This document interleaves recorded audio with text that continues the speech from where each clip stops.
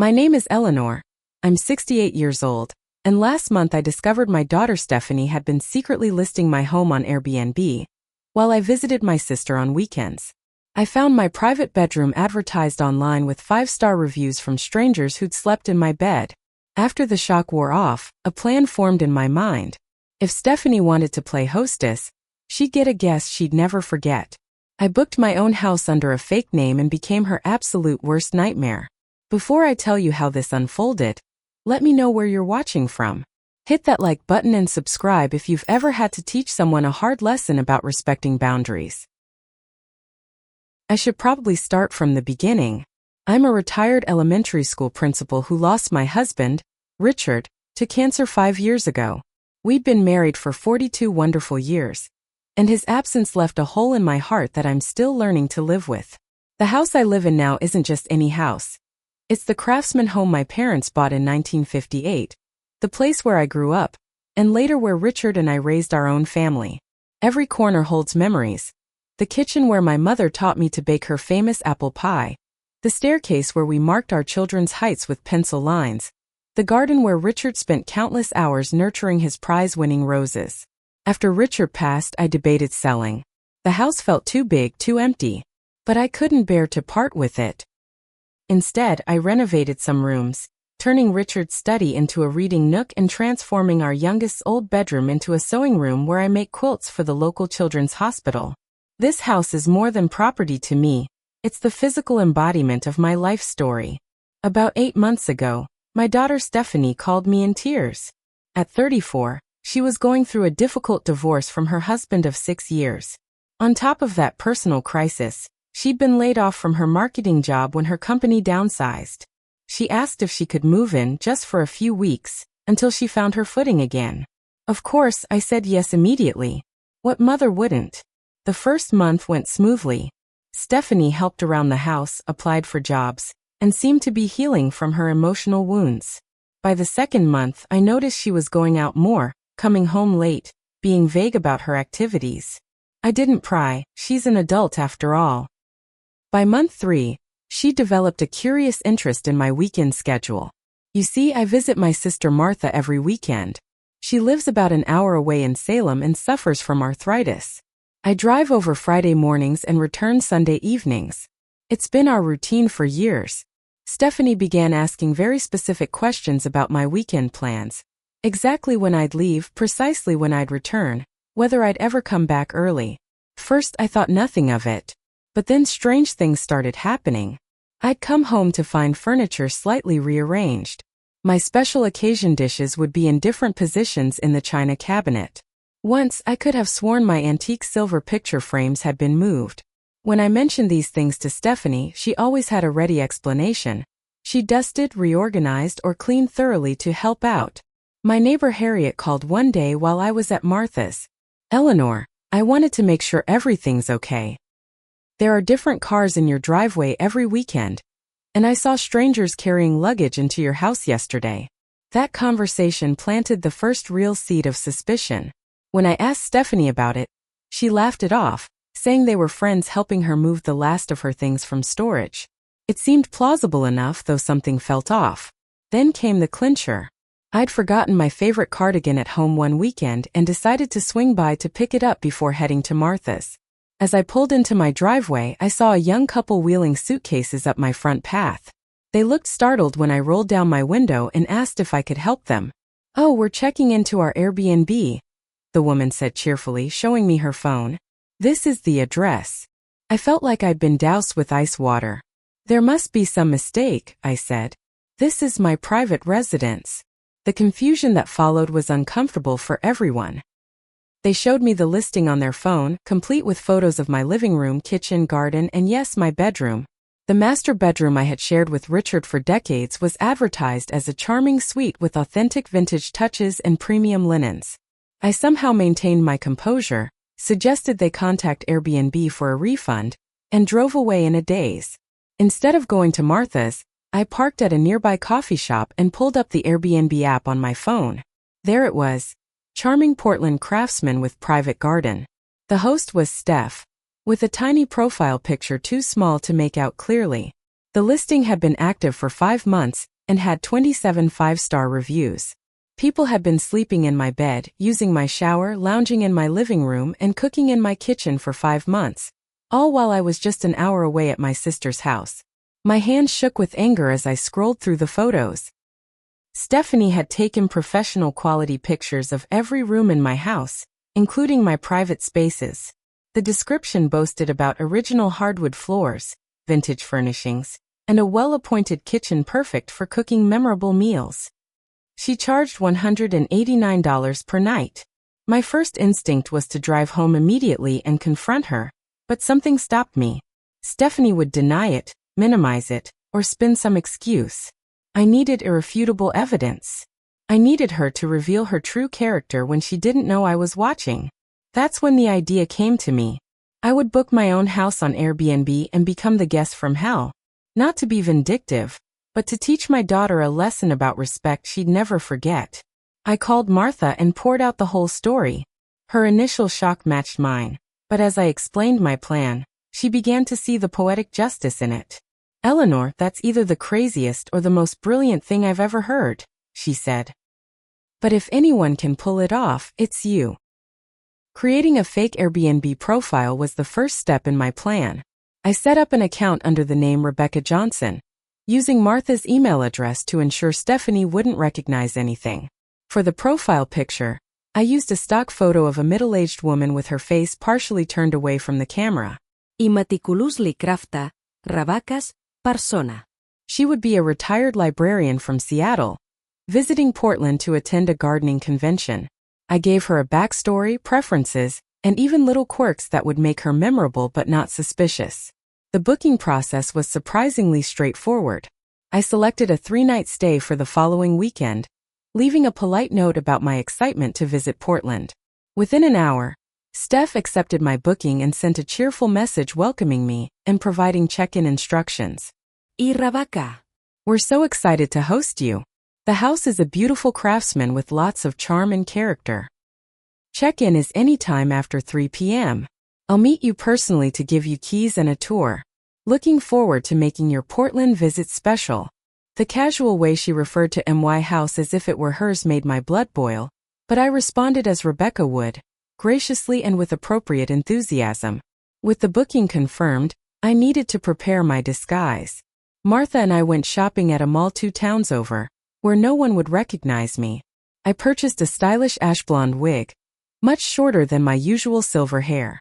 I selected wide-framed glasses with non-prescription lenses and clothing completely unlike my usual style, more bohemian and colorful than my preferred classics. "You don't think she'll recognize me?" I asked Martha as I tried on the wig in her guest room. "Eleanor, I barely recognize you and I've known you since the womb," Martha replied. "Stephanie sees what she expects to see. She's expecting a stranger named Rebecca, not her mother in disguise." We practiced my Rebecca voice and mannerisms. I would speak slightly higher than my natural tone and adopt more deliberate movements. Martha suggested I wear a scarf to help disguise my neck, which might give me away. "You can borrow my car too," Martha offered. "That blue Honda of yours is too recognizable." As the day approached, I experienced moments of doubt. Was I going too far? Should I just confront Stephanie directly? But then I remembered the strangers in my bedroom, using my things all without my knowledge or consent. No, Stephanie needed to understand the magnitude of her betrayal. I packed a suitcase with Rebecca's clothes and accessories. Martha helped me practice applying makeup differently than my usual style. We researched gardening topics so I could convincingly discuss the fictional convention. The night before Rebecca's stay, I couldn't sleep. I kept wondering where I had gone wrong as a parent. Had I been too lenient? Too strict? Had Richard's death affected Stephanie more profoundly than I realized? Whatever the reason, her actions showed a fundamental lack of respect that needed addressing. "Are you sure about this?" Martha asked as she dropped me off at a coffee shop near my house the next day. I was fully disguised as Rebecca, with my suitcase beside me. "No," I admitted. "But I'm doing it anyway. Call me if you need an extraction," she said, hugging me goodbye. "And Eleanor? Give her hell." At precisely 3:15 p.m., I ordered a rideshare to take me to my own address. The driver was chatty, asking what brought me to Portland. I delivered my rehearsed lines about the gardening convention, while watching familiar landmarks pass by. My heart pounded as we turned onto my street. This was really happening. The rideshare driver pulled up to my house, now my Airbnb for the next 3 nights, and helped me with my luggage. As he drove away, I stood on my own front walkway feeling like an intruder. The roses Richard had planted needed deadheading. The front porch light was on despite it being afternoon, wasting electricity. These small neglects irritated me before I'd even knocked on the door. I took a deep breath and pressed the doorbell. My doorbell, and waited. Footsteps approached, and then the door swung open to reveal Stephanie. She looked more put together than I'd seen her in months, wearing a stylish dress and makeup, her hair perfectly styled. This was clearly her host persona, not the daughter who lounged around in sweatpants when it was just the 2 of us. "Rebecca?" she asked with a bright professional smile. "I'm Steph. Welcome to Portland." She didn't recognize me. Not even a flicker of suspicion crossed her face as she looked at her own mother standing before her. A strange mixture of relief and heartbreak washed over me. "Yes, hello," I said in my practiced higher voice. "Thank you for accepting my booking on such short notice." "Of course. Let me help you with that," she said, reaching for my suitcase. "The gardening convention, right? You're going to love it here. Portland is basically plant heaven." She ushered me into my own home, and the surreal experience of being a guest in my own house began. Stephanie gave me a tour, speaking with authority about features I had selected and maintained for decades. "This living room has the original 1920s woodwork," she explained, gesturing to the mantelpiece that Richard had lovingly restored over one entire summer. "And these built-in bookshelves are a craftsman's signature." I nodded politely, fighting the urge to correct her when she got details wrong. The house had been built in 1922, not 1925 as she claimed. The kitchen renovation had been done 15 years ago, not 10. These small inaccuracies grated on me as we continued the tour. I noticed changes throughout the house. Family photos had been removed or hidden away in drawers. My collection of hand-painted teacups, a gift from Richard for our 30th anniversary, had been locked in a cabinet. Personal items that would identify the true owner had been systematically concealed. "And this will be your room," Stephanie said, opening the door to what had been my sewing room. At least she hadn't put me in my own bedroom, small mercies. The room had been transformed into a generic guest space, my sewing table and supplies nowhere to be seen. "It's lovely," I said. "Where do you sleep when you have guests? This seems like quite a large house for one person." "Oh, I have my own wing," she said vaguely. "You won't even know I'm here unless you need something." "My own wing?" The audacity of her claim made me want to reveal myself right then, but I held my tongue. "Will there be other guests?" I asked. "Yes, a couple from Chicago is staying in the master suite. They'll be arriving later tonight." The master suite. My bedroom. I bit the inside of my cheek until I tasted blood. "Well, everything looks wonderful," I managed to say. "The house has such character. Has it been in your family long?" A flicker of discomfort crossed Stephanie's face. "It's actually my aunt's house," she said smoothly. "She's traveling through Europe for a year and lets me manage it while she's away. We share the income." The lie slid off her tongue so easily that I wondered what other falsehoods she'd told me over the years. Had she been this comfortable with deception her entire life? Or was this a new development? "How nice of her," I said. "You must be very close." "We are," Stephanie replied, her eyes not quite meeting mine. "Let me show you the garden before I let you get settled. It's really the crown jewel of the property." The garden. Richard's pride and joy, which I had maintained as a tribute to his memory, had been somewhat neglected. Weeds poked through the mulch in places, and the birdbath needed cleaning. I made a mental note to tend to it before I left, regardless of how this experiment ended. After the tour, Stephanie provided me with a set of keys, where had she gotten extra copies made, and a printed guide to the house and neighborhood. She recommended several nearby restaurants and promised to be available if I needed anything. As soon as she left me alone, I inspected the room more thoroughly. My sewing supplies had been hastily shoved into the closet. The quilt on the bed was one I had made for Stephanie when she left for college. Seeing it used as a prop for her Airbnb business felt particularly painful. That evening I met the other guests, a middle-aged couple named Thomas and Laura. They were perfectly pleasant people who had no idea they were paying to stay in a home whose owner knew nothing about their presence. They mentioned they had stayed here twice before and loved the authentic Portland experience. "Steph is such a wonderful host," Laura told me over tea in my kitchen. "She really makes you feel like family." I smiled tightly and excused myself to my room, where I documented everything I'd observed so far in a notebook. I took discreet photos as evidence, careful to avoid capturing the other guests' faces. That night, lying in bed in my converted sewing room, listening to strangers move about in my home, I almost broke character and called the whole thing off. But then I heard Stephanie on the phone in the hallway, laughing about how easy it is, and mentioning something about another 300 this weekend. The casual commodification of my personal space renewed my resolve. This was just day one.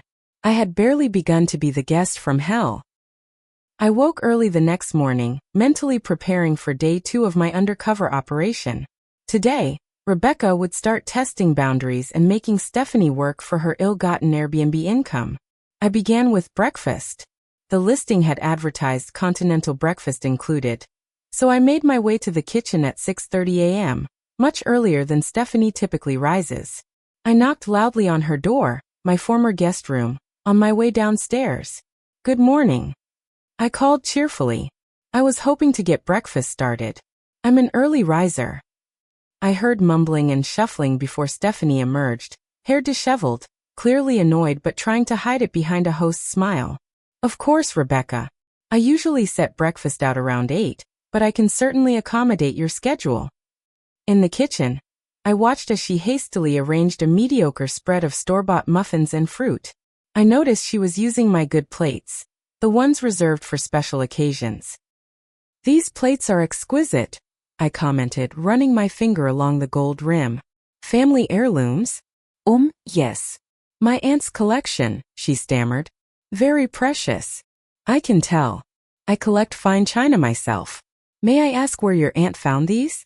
They look remarkably like Lennox Anniversary Edition. My mother had a similar set." Stephanie blanched. Those plates had been a 40th anniversary gift from Richard's parents. Stephanie knew their history well. "I'm not sure," she said. "Would you like coffee?" Throughout breakfast, I made increasingly specific requests.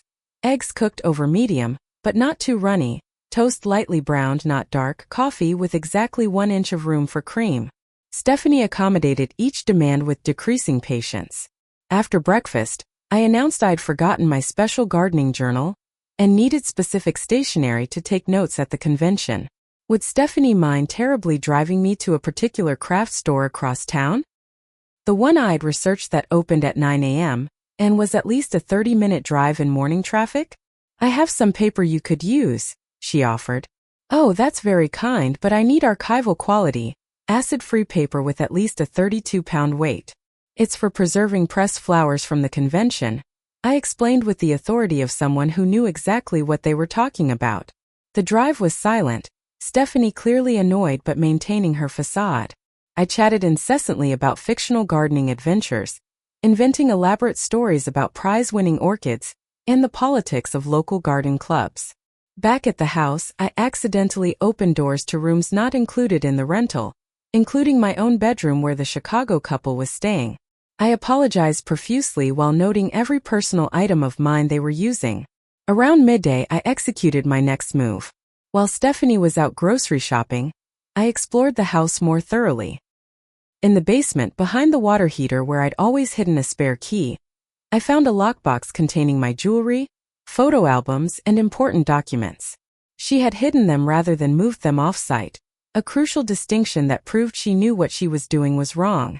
I photographed everything, then relocated one gold earring from a pair to a different box. It would be maddening to find one missing later, a small revenge but satisfying. When Stephanie returned, I was sitting innocently in the living room reading. "Steph, I hope you don't mind, but I was cold and found this beautiful quilt in the hall closet," I said, gesturing to the handmade quilt that had been a wedding gift to Richard and me. It's absolutely gorgeous workmanship. That's not. She began sharply, then caught herself. That's not usually for guests. It's very delicate. Oh, I'm so sorry. Should I put it back? I just love handmade quilts. My late husband and I collected them. The mention of a late husband was deliberate, a parallel to her own mother she couldn't possibly miss. But Stephanie only saw Rebecca, not Eleanor. It's fine for now, she said tightly. Just be careful with it. That afternoon, the Chicago couple invited me to join them for a walk around the neighborhood. I accepted, eager to learn more about their previous stays. As we strolled past familiar houses, they shared that they'd stayed in Steph's house 3 times in the past 5 months.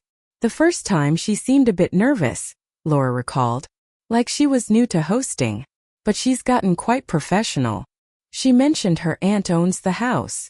Yes, that's what she told me too, I confirmed. Traveling in Europe, apparently. Thomas laughed. That's funny because last time we were here, she said her aunt was on an extended meditation retreat in New Mexico. Must be a very spiritual, well-traveled aunt. This inconsistency was another piece of evidence for my growing collection. When we returned to the house, I decided to push harder. Steph, I noticed some lovely family photos in an album in my room closet. I lied. There were no albums in that closet. I had found them in the basement. Are those your relatives? The older woman looks just like you around the eyes. Stephanie froze. You went through the closet? Just looking for extra blankets, dear. The album was right there. Is that your mother? You have the same smile. I'll get you more blankets, she said, ignoring my question. Those personal items shouldn't have been in your room. I apologize. That evening, while Stephanie was preparing dinner for all her guests, using my recipes, I noted with irritation. I casually mentioned that I might extend my stay. The convention runs longer than I thought. Would it be possible to add 3 more nights? Stephanie nearly dropped the casserole dish she was holding. 3 more nights? I'd have to check the calendar. The house might be booked. I just checked the Airbnb app, and it shows availability, I countered smoothly. It would be so convenient not to move. I've grown quite comfortable here. The panic in her eyes was unmistakable. My scheduled departure was Sunday, the day her mother, me, would return from visiting Aunt Martha. Extending would create a direct conflict she couldn't resolve without admitting her scheme. Let me make some calls, she said, retreating to her room. Through the wall, I heard her frantically speaking on the phone. I pressed my ear against the door. Mom? I was just thinking about you. How's Aunt Martha? Listen, I was wondering if you might stay through Wednesday this week? Her arthritis is probably worse with the rain we've been having. And I know how much she appreciates your help. My actual phone buzzed in my purse across the room. I quickly silenced it, hoping Stephanie hadn't heard. You will? That's great. No, everything's fine here. Just thought I'd do some deep cleaning while you're gone. Love you too. The deception was now complete. She had actively manipulated me to continue her illicit business. As I returned to my seat at the dinner table, I noticed Stephanie looking relieved as she emerged from her room. Good news, she announced. I can accommodate your extended stay after all. Wonderful, I replied. I'm so looking forward to getting to know you better, Steph. You remind me of someone very dear to me. Later that night, while everyone was asleep, I crept downstairs with my phone flashlight and found Stephanie's laptop on the dining room table. It was unlocked. She had always been careless with her devices. In her email, I found monthly financial summaries from Airbnb showing she had earned over $12,000 since starting this operation 5 months ago. Further digging revealed receipts for cleaning supplies, linens, and groceries. All purchased with my credit card. She had been using my utilities, my supplies, even my food to run her business, pocketing all the profits while giving me nothing. The evidence was damning. Tomorrow would be the day of reckoning. Day 3 dawned with a sense of finality. Today would be the day I revealed myself and ended this charade. But first I wanted to push Stephanie to her breaking point, to see how far she would go to maintain her deception. I began by requesting an elaborate breakfast. Poached eggs with hollandaise sauce, fresh squeezed orange juice, and homemade scones. Stephanie complied, though her smile had grown brittle. I praised her cooking effusively while pointing out tiny flaws. The eggs were slightly overcooked, the scones a touch too dry. These are good, but not quite like the ones your aunt makes, I imagine, I said, watching her face carefully. Does she make scones often? She seems like a wonderful cook, judging by her kitchen setup. Sometimes, Stephanie replied vaguely. She taught me a few recipes. After breakfast, I announced my intention to spend the day at the house rather than attending my fictional convention. I'm feeling a bit under the weather. I hope you don't mind if I use the living room to rest? And perhaps the master bathroom for a nice long soak? I noticed it has such a lovely clawfoot tub when I accidentally opened that door yesterday. The master bathroom isn't available, Stephanie said quickly. The other guests. Oh, but they mentioned they'd be out sightseeing all day. Surely they wouldn't mind if I just used the tub? I have terrible arthritis, you see. Much like your aunt must have, given all the soaking salts I noticed in there. Stephanie's composure was cracking. I don't think that would be appropriate, Rebecca. You have your own bathroom. But as you mentioned, this is a home to be lived in, not a hotel.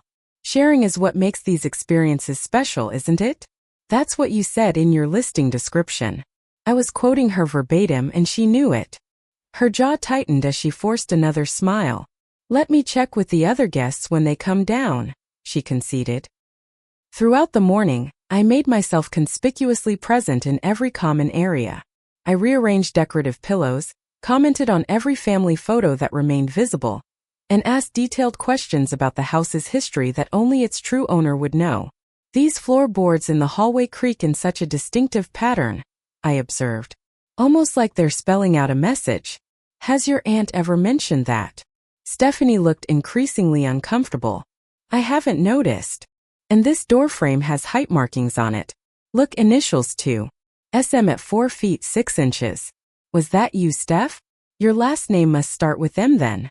Those marks were there when my aunt bought the place, she lied, though she knew very well they were the measurements Richard and I had taken of her growth throughout childhood.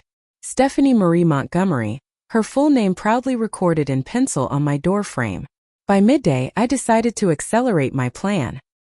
I called Martha while Stephanie was out picking up lunch for everyone. It's time, I told her. Can you come over in about an hour? I may need reinforcements for this confrontation. I'm already in the car, Martha replied. I've been waiting for your call since yesterday. With Martha en route, I prepared for the final act. I removed my wig and glasses, washed off the heavy makeup, and changed into my normal clothes that I had hidden at the bottom of my suitcase. I still looked somewhat different from my usual self, but unmistakably Eleanor Montgomery, not Rebecca Johnson. When Stephanie returned with sandwiches, I was sitting at the dining room table with her Airbnb financial records spread before me. I had removed my disguise, but kept my back to the door. Just leave the food in the kitchen, dear, I said in my normal voice. We need to talk. I heard the rustle of paper bags dropping, followed by silence. Rebecca, she asked uncertainly. I turned slowly in my chair to face my daughter. The shock on her face was almost comical. Eyes wide, mouth open, color draining from her cheeks. Not quite, I said calmly. Though Rebecca has certainly enjoyed her stay in this charming craftsman with private garden. Your mother, on the other hand, is less than charmed to find her home listed on Airbnb without her knowledge or consent. Stephanie remained frozen, her brain visibly struggling to reconcile the Rebecca she'd been hosting with the mother now sitting before her. Mom, she finally managed. What, how? I don't understand. Don't you? I gestured to the papers before me. 5 months. 27 different bookings. Over $12,000 in revenue. All from renting out my home, my bedroom, my belongings, my private spaces, to complete strangers. Please enlighten me about what part of this you don't understand. Her shock quickly morphed into defensive anger. You were spying on me? Pretending to be someone else? That's insane. Is it more or less insane than secretly running a hotel out of your mother's house? I countered, my voice remaining steady despite the emotion building inside me. Then lying to me for months? Then forcing me to discover strangers in my driveway with suitcases. I was going to tell you, she protested weakly. When? After another 5 months? After I found strangers sleeping in my bed? Or perhaps never, as long as you could keep manipulating my schedule to accommodate your business? The doorbell rang, interrupting our confrontation. Martha had arrived. That would be your Aunt Martha, I said.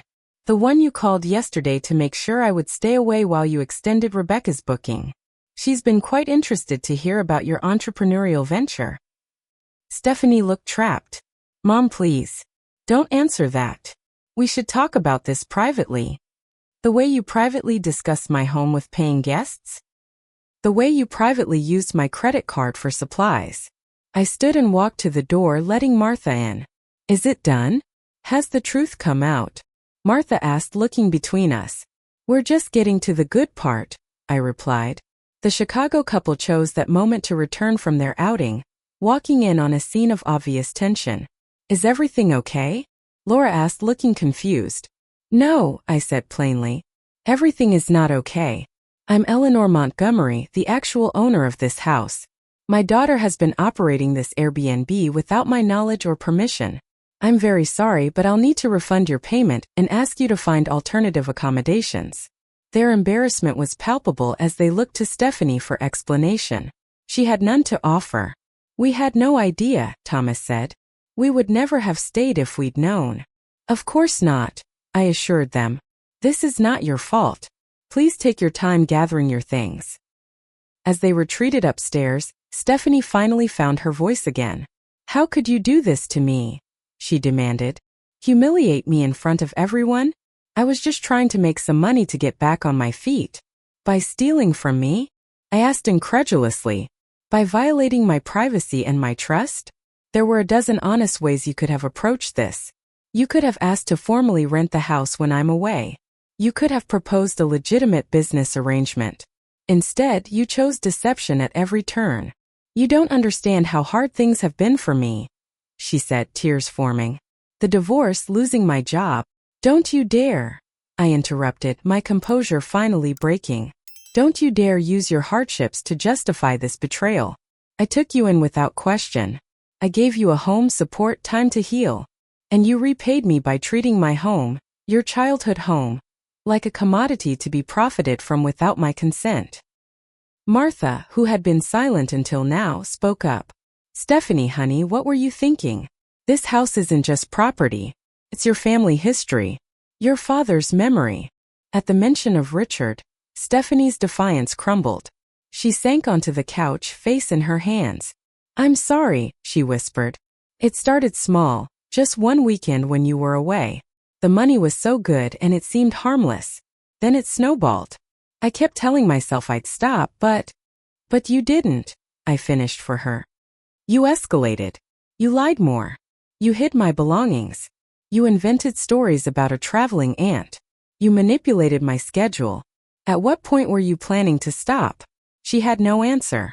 The Chicago couple came downstairs with their luggage, apologizing again for the awkward situation. I gave them a full cash refund from the money I'd found in Stephanie's desk drawer, clearly the proceeds from her Airbnb business. After they left, Stephanie stood abruptly. I need some air. I can't do this right now. That's fine, I said. When you return, your things should be packed. I think it's time you found your own place to stay. Her head snapped up. You're kicking me out? Today. You've been hosting strangers in my home for months. Clearly, you have resources I wasn't aware of. Perhaps you can use some of that Airbnb income to rent an apartment, one you actually have permission to sublease. Without another word, Stephanie grabbed her keys and stormed out, the front door slamming behind her. Martha put her arm around my shoulders. Was that too harsh? I sighed heavily, the weight of the past 3 days finally catching up with me. Probably. But I can't have her here right now. I don't trust her anymore, Martha. My own daughter. Together, we went upstairs to gather Stephanie's belongings. As I folded her clothes into suitcases, I wondered where the trust between us had first begun to fracture, and whether it could ever be fully repaired. After Stephanie stormed out, Martha helped me reclaim my home. We changed the bedding in every room, opened windows to air out the spaces, and restored my personal items to their proper places. The process was therapeutic, almost ritualistic, cleansing my home of its brief history as a commercial property. Do you think she'll come back tonight?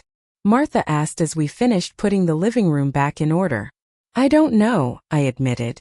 But I've packed enough of her things for a week or two. The rest can wait. Around dinner time, my phone buzzed with a text from Stephanie. I'm staying at Jenna's tonight. We'll come by tomorrow to talk. Jenna was her best friend from college who lived across town. At least she wasn't alone. She's safe, I told Martha, showing her the message. She'll be back tomorrow. Martha stayed the night in my guest room. We shared a quiet dinner and talked late into the evening about family, boundaries, and forgiveness. Martha had always been my moral compass, offering perspectives I might miss in my own emotional reactions. You know you'll have to forgive her eventually, she said gently. I know, but not until she truly understands what she did. The next morning, I drove Martha home and returned to find Stephanie's car in the driveway. My heart raced as I approached my own front door, feeling strangely like a visitor again. Stephanie was sitting at the kitchen table, eyes red from crying, hands wrapped around a mug of coffee. She looked up when I entered but didn't speak. I set my purse down and took the seat across from her. The silence stretched between us, heavy with unspoken words. I disabled the Airbnb listing, she finally said, and I called them to explain the situation. They've permanently removed it.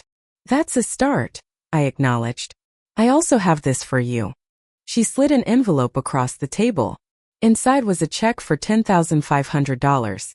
It's everything I made minus what I already spent. I'm so sorry, Mom.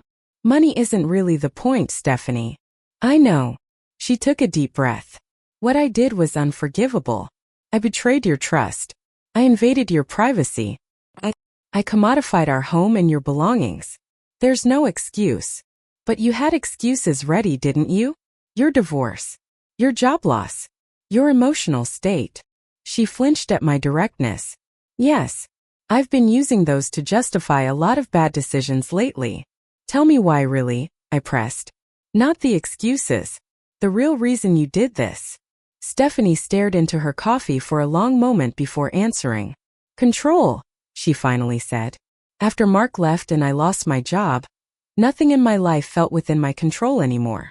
But here in this house I could create this perfect world. I could be the perfect host in this perfect home. People appreciated me. Their 5-star reviews and compliments filled something empty inside me. She looked up, tears streaming down her face. It was never about the money. It was about feeling worthy again. Her raw honesty caught me off guard. I had expected more excuses, more deflection. Instead, she had articulated a vulnerability I hadn't considered. That doesn't make it right, I said, but my tone had softened. I know. Nothing makes it right. I just want you to understand I wasn't trying to hurt you. I was so lost in my own needs that I stopped seeing how my actions would affect you. It was selfish and wrong. We talked for hours, peeling back layers of hurt and misunderstanding that had accumulated over years, not just months. Stephanie revealed she had felt inadequate compared to her successful brother, believing I was disappointed in her life choices. I shared my fear that I had somehow failed as a mother, missing crucial opportunities to teach her about respect and boundaries. When did we stop talking to each other? I wondered aloud. Really talking, not just exchanging information. Probably when Dad died, Stephanie suggested quietly. We both retreated into our own grief. The mention of Richard brought fresh tears to my eyes. He would have been so hurt by all this. I know, Stephanie whispered. That's what finally broke me yesterday. Thinking about Dad and how he poured his heart into this house. Into us. I reached across the table and took her hand, the first physical contact between us since the revelation. Where do we go from here? I asked. I don't expect to stay, she said quickly. I've already called about apartments. I can be out completely by next week. That's not what I meant, I clarified. I meant us. Our relationship. How do we rebuild trust? Stephanie looked surprised. You still want a relationship with me? After what I did? You're my daughter. That hasn't changed, even if my trust in you has been damaged. Fresh tears spilled down her cheeks. I don't deserve your forgiveness. Probably not, I agreed. But forgiveness isn't about deserving. It's a choice. I'm not there yet, but I want to be eventually. We established clear boundaries moving forward. Stephanie would find her own apartment within the month. If she wanted to stay with me occasionally while getting back on her feet financially, we would create a formal agreement with clearly defined terms. Most importantly, we committed to weekly therapy, both individual and together, to address the underlying issues that had led to this situation. As we finished our conversation, Stephanie asked hesitantly, "Can I ask you something about Rebecca?" I nodded. Was any of it real? The conversations we had, the things you shared as her. I considered this carefully. The disguise wasn't real. The wig, the voice, the backstory, those were fabricated. But my reactions, my hurt when I saw how easily you lied about this house, about me, those were very real. She nodded, accepting this. I have to know though, I continued. Did you ever suspect? Even for a moment. A small sad smile crossed her face. Once. When you corrected me about the roses in the garden being Mr. Lincoln's, not American Beauties. Only Mom would know that level of detail about Dad's roses. Yet you dismissed it. We see what we expect to see, she said, echoing Martha's words from days earlier. I expected a stranger named Rebecca, not my mother in disguise.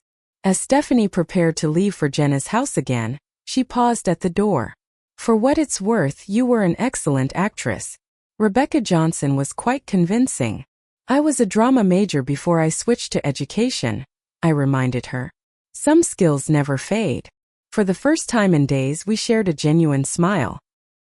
3 weeks passed before Stephanie moved into her own apartment, a small but charming one-bedroom about 15 minutes from my house. During that time, she stayed with Jenna, coming over daily to pack her belongings and continue our conversations. I changed all the locks, not because I feared she would return to her Airbnb scheme, but because I needed the symbolic reclamation of my space. The physical act of turning a new key in my front door helped restore my sense of security and ownership. Our first therapy session was awkward and painful. The counselor, Dr. Winters, had a gentle but direct approach that left nowhere to hide. She asked difficult questions about our family dynamics, about Richard's death and its aftermath, about my parenting style and Stephanie's pattern of avoiding consequences. Eleanor, she said during one session, have you considered that your readiness to rescue Stephanie throughout her life may have contributed to her belief that rules are flexible? It was a difficult truth to face, that my love had sometimes manifested as enabling. I had always stepped in to fix things for Stephanie, from completing her science projects in elementary school to helping her pay credit card debt in her 20s. In trying to make her life easier, I had inadvertently taught her that someone would always clean up her messes. Meanwhile, Stephanie was confronting her own uncomfortable truths. I think I've been using Dad's death as an excuse for everything that's gone wrong in my life, she admitted during our third session. It was devastating, but it's not why my marriage failed or why I can't keep a job. Those things are on me. Slowly, painfully, we began to rebuild. Not the same relationship we had before, but something potentially stronger because it was based on honesty rather than assumptions and unspoken expectations. 1 month after the revelation, Stephanie invited me to dinner at her new apartment. It was a peace offering. A home-cooked meal in her own legitimate space. She had decorated with a few family photos, including one of Richard in the garden that I had given her from my collection. I'm seeing someone, she told me over dessert. A therapist, I mean. Twice a week, separate from our family sessions. That's wonderful, I said sincerely. And I've been interviewing for jobs. Real ones, not get-rich-quick schemes or fantasy careers. She took a deep breath. I have an offer from Wilson Marketing. It's entry-level, which means starting over at 34. But it's honest work with potential for growth. The pride I felt in that moment was overwhelming. Not because she had secured a job offer, but because she was taking responsibility for her life in a way I hadn't seen before. Dad would be proud, I said. I'm proud. Tears welled in her eyes. That means everything to me. 2 months after Rebecca's stay, Stephanie asked if she could come over on a Sunday afternoon. She arrived with a folder of papers and a nervous expression. I've been working on something, she said as we sat at the kitchen table. A legitimate business plan. She opened the folder to reveal a detailed proposal for weekend cooking classes hosted in my kitchen, with my explicit consent and participation. She had researched permits, insurance, marketing strategies, and potential clientele. You're an amazing cook, Mom. All those recipes you've perfected over the years, people would pay to learn them. We could do it together if you wanted. Split the profits, keep everything above board and legal. I was touched by the thought she had put into it, and by the care she had taken to do things properly this time. Let me think about it, I said, not ready to commit but appreciative of her approach. 6 months after the Airbnb incident, our relationship had found a new equilibrium. We still attended therapy, though less frequently. Stephanie was thriving in her new job and had started dating again. A kind accountant named Robert who seemed to value stability and honesty. The cooking class idea had evolved into a monthly supper club hosted at my house, where I taught small groups to prepare Richard's favorite recipes. It wasn't a full business, but it brought joy and community into my home in a way that felt healing. One evening, as we cleaned up after a particularly successful dinner party, Stephanie broached a subject we had danced around for months. "Do you think you'll ever completely trust me again?" she asked, hands submerged in sudsy dishwater. I considered my answer carefully. "I trust the person you're becoming more than I trusted the person you were pretending to be." She nodded, accepting this. "That's fair. Trust isn't an all-or-nothing proposition," I continued. "It's built in layers over time through consistent actions. You're rebuilding those layers every day. And the forgiveness part?" She asked hesitantly. "That's already happened," I assured her. Forgiveness was a gift I gave myself as much as you. Carrying anger was too heavy. She turned from the sink and hugged me, soapy hands and all. "I don't deserve you." "It's not about deserving," I reminded her. "It's about loving." Looking back on that strange, painful chapter of our lives, I realized that Stephanie's betrayal, while inexcusable, forced us to confront deeper issues we might otherwise have continued to ignore. Sometimes it takes a dramatic rupture to create space for genuine healing. The lesson wasn't just about honesty or respect for property.